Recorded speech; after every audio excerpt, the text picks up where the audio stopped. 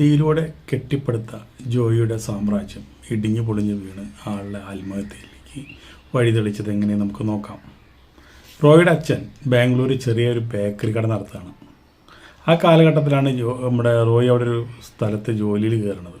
ആ ജോലി ഉപേക്ഷിച്ച് അദ്ദേഹം എന്തുണ്ടായി, റിയൽ എസ്റ്റേറ്റിൻ്റെ ഒരു വലിയൊരു മുതലാളിയായിരുന്നു ബാംഗ്ലൂരിൽ. ഫെർണാണ്ടസ് എന്നാണ് അദ്ദേഹത്തിൻ്റെ പേര്. അദ്ദേഹത്തിൻ്റെ കൂടെ മാനേജറായിട്ട് കയറി. അപ്പോൾ അദ്ദേഹം എന്തുണ്ടായി, വിശ്വസ്തരായ രണ്ടുപേരെ വെച്ചു. ഒരു തിരുമേനിയും നമ്മുടെ റോയിയെയും വെച്ചു.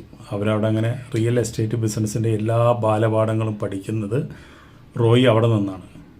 അവിടെ നിന്ന് എന്തുണ്ടായി, ഈ ഫെർണാണ്ടസിൻ്റെ കമ്പനി ഇടിഞ്ഞു പൊളിഞ്ഞു വീഴും എന്ന് മനസ്സിലാക്കിയോടുകൂടി എന്തുണ്ടായി, ഈ തിരുമേനിയും അതുപോലെ തന്നെ റോയിയും കൂടി കിട്ടാവുന്നത്ര സമ്പാദ്യം കൊണ്ട് ആ കമ്പനിയിൽ നിന്ന് പുറത്തു ചാടി പുതിയൊരു കമ്പനിക്ക് രൂപം കൊടുത്തു. വൈകാതെ തന്നെ ഫെർണാണ്ടസിൻ്റെ കമ്പനി ഇടിഞ്ഞു പൊളിഞ്ഞു വീണു.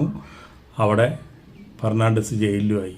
അങ്ങനെ തിരുമേനിയും നമ്മുടെ ജോയിയും തമ്മിൽ ബിസിനസ് നടത്തി നല്ല രീതിയിൽ ബിസിനസ് പോകുമ്പോൾ നമ്പൂതിരിയെ വഞ്ചിച്ചു.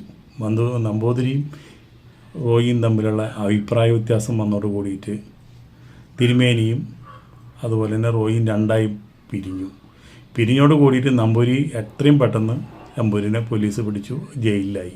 ഫെർണാണ്ടസും നമ്പൂരിയും ജയിലിൽ പോയി. ഈ സമയത്തോട് എന്തുണ്ടായെന്ന് വെച്ച് കഴിഞ്ഞാൽ, റോയി ബാംഗ്ലൂർ 300 ഏക്കർ ഒരു സ്ഥലം മേടിച്ചിട്ടു.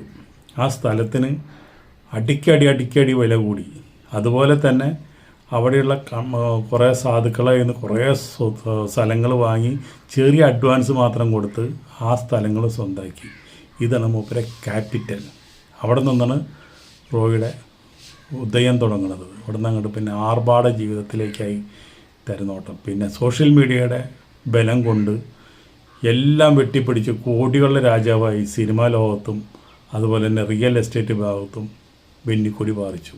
അങ്ങനെ ദുബായ് ആസ്ഥാനമായുള്ള ബിസിനസ് തുടങ്ങി. ഇവിടുന്ന് കോടികളുടെ കള്ളപ്പണം ദുബായിലേക്ക് കടത്തി.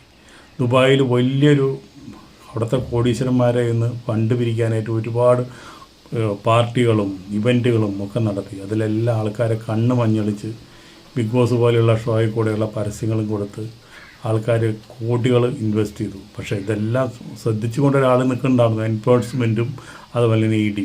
അങ്ങനെ എല്ലാ തെളിവുകളും സഹിതമാണ് ED പൊക്കിയത്.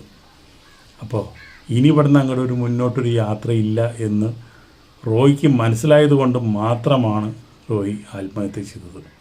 അപ്പോൾ ഒരു രാജാവിൻ്റെ ജനനവും പതനവും കള്ളപ്പണത്തിൻ്റെ കുത്തൊഴുക്കുമാണ്